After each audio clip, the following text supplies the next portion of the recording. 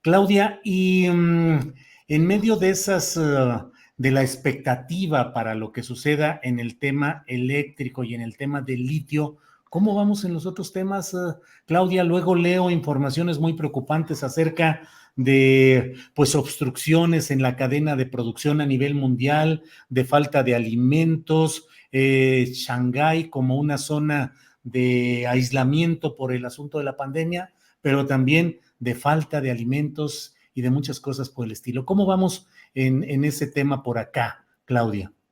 Sigue la inflación siendo un factor muy grande de preocupación y mencionas el confinamiento de varias ciudades cercanas a Hong Kong, en donde se producen muchos microprocesadores, muchos insumos para la cadena de producción y no es gratuito que entonces tengamos incremento en precios para los autos de entre 30 y 40%. Entonces, la Secretaría de Hacienda, el Banco de México, pues ya han hecho previsiones sobre cómo le va a impactar en el crecimiento económico este problema de la inflación.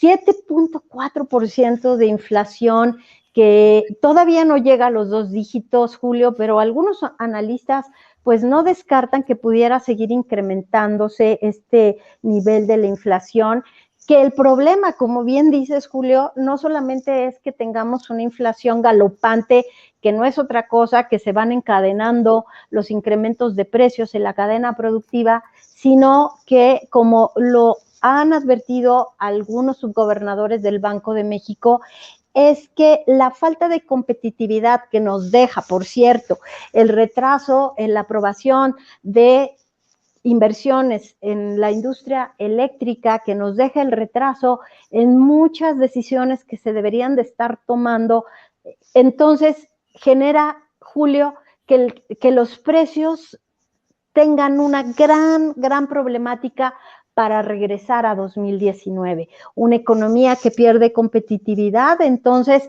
se convierte en una economía más cara y México es, la verdad es que es increíble cómo los precios suben, pero difícilmente bajan de precio.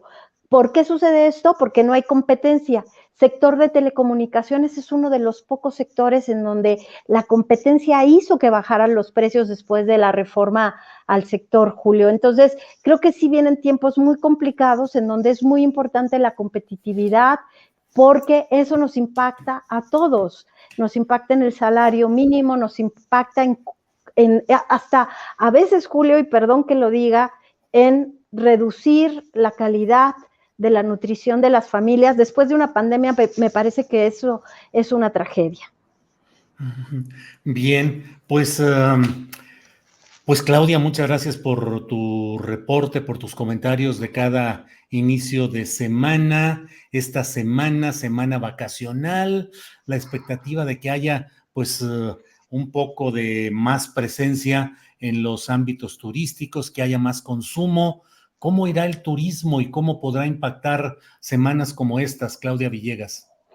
México es uno de los destinos más visitados porque la reducción de las medidas sanitarias, sobre todo en los puntos turísticos más visitados por el visitante extranjero, Julio, bueno, pues nos ha dejado una gran cantidad de divisas y se espera que haya incremento de 2 dígitos en la actividad turística. Se están recuperando las aerolíneas, se está recuperando la actividad en los aeropuertos. La mala noticia es que viene el impacto fitosanitario después de Semana Santa, cuando ya se tenía por parte de la Organización Panamericana de la Salud, se opinaba que México ya estaba transitando de la pandemia a una sindemia, a una situación epidémica, pero pues eso no son buenas noticias, Julio. Creo que el sector turístico sigue siendo defensivo, igual que el de las remesas, pero seguimos teniendo problemas muy graves con la inflación y con la seguridad, Julio. Pero sí tienes razón, sector turístico será el que dé buenos números, pero necesitamos dar buenos números también en el sector industrial, en el de manufactura, en el que ofrece empleos mejor pagados, Julio. Claudia, pues como siempre, muchas gracias. Revisando además lo que está en la página de internet www.revistafortuna.com.mx, la portada de esta publicación reciente, Touchdown a la Mexicana, fútbol americano, está en la portada de su más reciente publicación de la revista Fortuna, Claudia. Fútbol americano con varias ligas profesionales, Julio, en donde también se analiza cuál es la dinámica laboral entre los jugadores, cómo se puede hacer más competitivo este deporte, cuáles son los patrocinios que lo pueden hacer que estos jugadores pues puedan también aspirar a las grandes ligas en Estados Unidos, cómo se enlaza el negocio. Creo que el fútbol americano en México tiene una gran tradición, el típico juego entre la UNAM y el Politécnico, pero también estas, de verdad, Julio, estas ligas que ya son legendarias y que están ahí necesitando nada más patrocinadores, más transmisión a través de medios masivos de comunicación, pero de verdad recomendarles el reportaje, Julio. Muy bien, Claudia, pues muchas gracias por este lunes 11 de abril, por tus comentarios, por tu análisis, y seguimos a ver cómo caminan las cosas, porque algo me hace prever, Claudia, que un día de estos vamos a tener que recurrir a ti para que nos expliques cómo van algunas de las decisiones en curso de esta Semana Santa y también semana muy terrena en asuntos legislativos, eléctricos, económicos, de toda índole. Así es que muchas gracias, Claudia.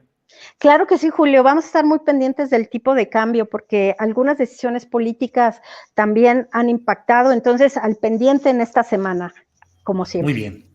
Gracias, Claudia. Seguimos en contacto. Hasta luego. Gracias, Julio. Felicidades a todos. Un abrazo.